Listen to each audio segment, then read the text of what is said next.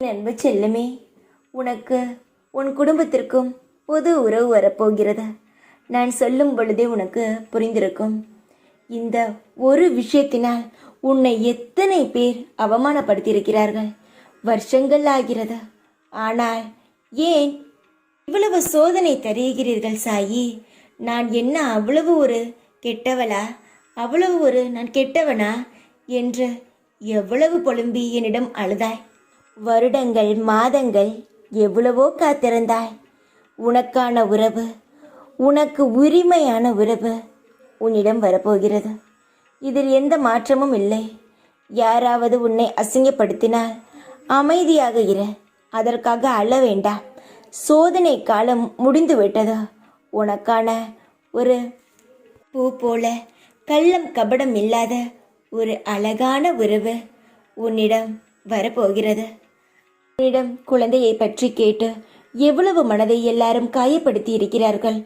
எவ்வளவு நேரம், எவ்வளவு தனிமையில் அழுதிருக்கிறாய். யாரிடமும் எந்த ஒரு விஷயமும் சொல்ல முடியாமல் ஏக்கங்கள், யாரை பார்த்தாலும் ஆசைகள், ஏன் நமக்கு மட்டும் இந்த தண்டனை என்ற கேள்விகள் மட்டுமே உன் மனதில் இருந்தது. உன்னுடைய கேள்விகளுக்கு எந்த ஒரு முறையிலும் பதில் கிடைக்கவில்லை. நீயும் போகாத கோயில்கள் கிடையாது, ஏறாத படிகள் கிடையாது, நீ போகாத வேண்டுதல், நீ செய்யாத பிரார்த்தனைகள் எதுவும் கிடையாது. யார் என்ன சொன்னாலும் கேட்டாய், யார் என்ன சொன்னாலும் செய்தாய். எல்லாவற்றுக்கும் ஒரு முடிவு கிடைக்கப் போகிறது.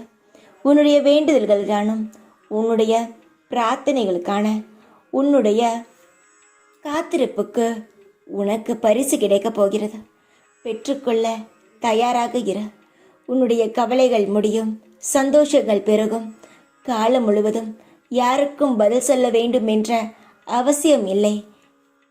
நீண்ட ஆயுசுடனும் சீக்குப்பிணி இல்லாத வாழ்க்கையுடனும் சந்தோஷமாக இருக்கும்படி ஒரு உறவு வரும்.